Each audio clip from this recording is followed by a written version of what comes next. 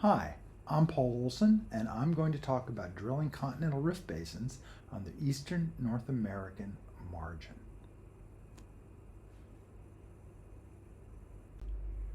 So first, here's the outline. Why eastern North American rifts? Then talk about results to date, and then finally future challenges. So why eastern North American rifts? Well, they're the most accessible part of the largest rift system known. The basins in the rift system are very deep, with records spanning at least 35 million years, deposited during the initial stages of the breakup of Pangaea. The basin records span a total of 30 degrees of latitude when you include 20 degrees of northward drift, and that's just in the outcrops. The basins have one of the longest continuous records of orbital pacing in the world in the lacustrine sediments. Several major Earth system events are recorded, including the purported Carnian pluvial, the Mid-Norean event, the Norean-Redian boundary, and the N-Triassic extinction, the ETE. It has the best record of the sequence of lava flows of the Central Atlantic Magmatic Province, as well as numerous intrusions. It records extraordinary swings in atmospheric carbon dioxide, and there's a very rich fossil record. And finally, it records the lead up and maybe the initiation of seafloor spreading.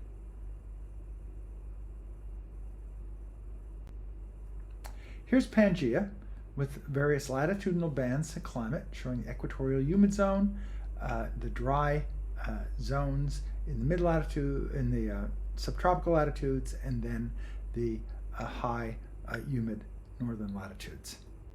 And the camp is this enormous igneous province spanning roughly 11 million square kilometers, and that's shown in the pale reddish color.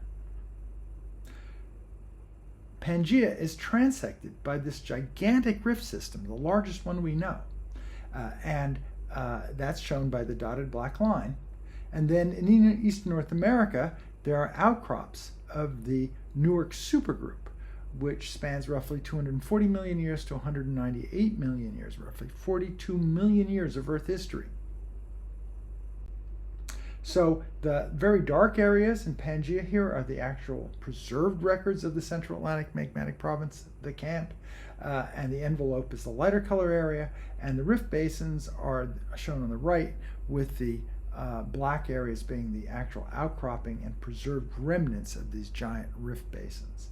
And we're going to concentrate mostly on the Newark basin, but we'll mention the Hartford basin as well.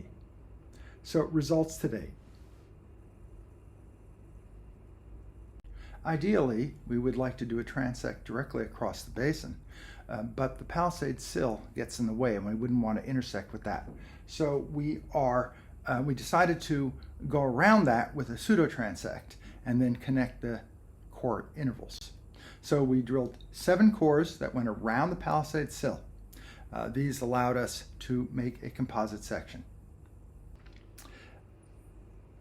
As a consequence, we drilled 7 core holes and moved around the intrusive, and successfully did this with about a 25% overlap of the cores, which were between 1 and 1.5 kilometers long. So we use this offset drilling technique along with those cores that were drilled for the tunnel, the ACE cores, Army Corps of Engineer cores, allowed us to produce a composite of the entire Newark Rift Basin sequence. The core was beautiful, basically 100% recovery, 6,700 meters of core total, which, as I said, had about 20% overlap between each individual cores. A beautiful array of facies from these cores, reflecting deep on the right to shallow on the left lacustrine sequences. And we used the cyclicity in this sequence to turn thickness into time, using the 405,000 year Jupiter-Venus cycle as a metronome to convert thickness to time. So on the right, you see the Newark Basin time scale with additions also from the Hartford Basin.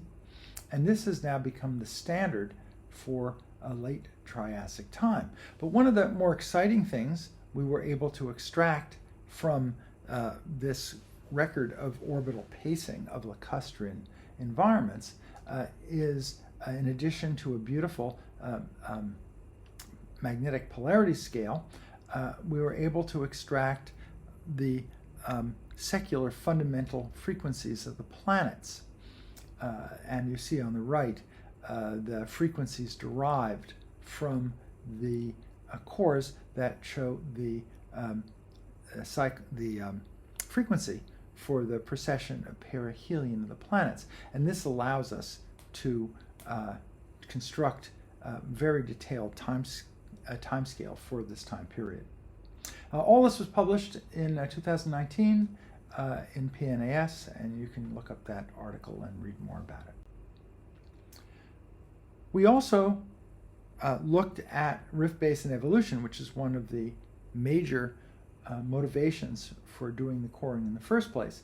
Roy Schlische and I worked out a very simple, elegant model, a geometric filling model, published in 1990, which basically predicted an exponential decrease in accumulation rate through time as a triangular cross-section rift basin exposed, and this assuming the same amount of sediment would be entering the basin per unit time.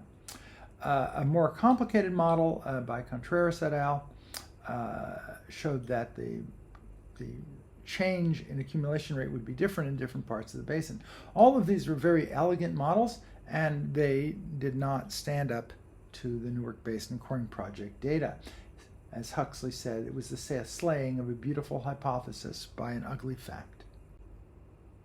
So what we actually found is that the accumulation rates tended to remain constant for long periods of time and then rather abruptly change to a new level. And we think this is a tectonic control on accumulation rate. We don't quite understand how that works. So on the left you see the Argana Basin in Morocco and correlated to the Newark timescale. And then on the far right, you see the Bristol Channel, which is actually a marine section, but they show similar patterns to what we see in the Newark Basin, and you see all those basins compiled in the middle. And this does not fit these simple models at all, and actually calls for some kind of strange compensation between the basin growth and the supply of sediment, and it's not quite clear how that will work, but it's extremely interesting. Another aspect of rift basin history that we're able to extract from these cores is the geometry of the accumulating sediments. While the accumulation rate seems to be remarkably constant when we compile all the cores, there are dramatic changes in thicknesses for a given stratigraphic level in different parts of the basin. And this is work done by Roy Schlische, which you can see here. And quite dramatic changes. You can see how from core to core there were significant changes in thickness and accumulation rate across the basin. And going from this geometry of the basin, which is a typical wedge-shaped geometry, we can derive the history of the basin. And this is work by Jack et al., including Roy Schlische and others and myself. Showing how the rift basin evolved through time. Entire margin, again, from Jack et al., 2024. Of course, this is with the addition of lots of other information about thermal maturity and also seismic lines and so forth. One of the most exciting things that we have been able to do with these cores within the last couple of years is record a continuous elemental data from robotic recorded XRF chemistry along with 3D images using the Minolyzer system. And this system has produced spectacular results that allows us to go from the cores through chemical patterns to the solar system fundamentals frequencies with far more detail than we were able to do before, and from that go to mechanistic processes, how those records were produced by orbital forcing and then translated via the Earth system into the environmental changes that were recorded in the lake systems in a mechanistic way. For example, here is data for the Martinsville #1 core, just the part that's in the latest Triassic Passaic Formation. In the middle, you can see what you would expect of an absolutely perfect recording of orbital pacing. And on the left, you can see the log manganese iron data, which looks amazingly like what you would expect from orbital pacing, with the fingerprint of the Mars-Earth cyclicity occurring every 1.8 million years. Absolutely remarkable. You can see it also in the potassium data as well. Really beautiful, beautiful, beautiful data. There also have been projects in the Newark Basin for carbon sequestration characterization. In particular, this project by Sandia Technologies and the Tricarb Consortium using ARRA funds to look at reservoir characterization in the Newark Basin in New York State, right on the New York State Thruway at a truck tandem lot. We, of course, have enormous amounts of downhole geophysical information, which is easily flanged in to the Newark Basin Coring Project data. There were seismic lines collected as well, which allowed the cores to be seen in the rift basin geometry, and including the Palisade Sill. And the Palisade Sill was drilled in its entirety. One of the exciting things we could do from these data, we didn't have core, but we did have cuttings. Naisland and Timothy Ang worked out the ICP-MS chemistry of the cuttings, and you can see these beautiful records of changes in chemistry continuously through the Palisade Sill, surely to be a classic study. Future challenges. Then the final thing I want to mention is the really outstanding problem of the age of the oldest Atlantic seafloor. When did seafloor spreading actually begin?